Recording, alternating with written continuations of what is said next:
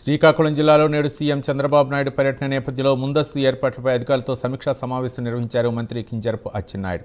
Collector Swapnil Dinakar Pundkar, SP KV Maheswara Reddy, MLA Baggu రమణమూర్తితో కలిసి పర్యటన ఏర్పాట్లను పరిశీలించారు. సభా కార్యక్రమాల్లో ఎలాంటి లోపాలు తలెత్తకుండా అన్ని శాఖల అధికారులు సమన్వయంతో పర్యటన విజయవంతం చేయాలని ఆదేశించారు. ప్రజలకు వాహనాల రాకపోకలకు ఎలాంటి అసౌకర్యం కలగకుండా ట్రాఫిక్ మళ్లింపు, ప్రత్యామ్నాయ మార్గాల రూపకల్పన చేపట్టాలని సూచించారు.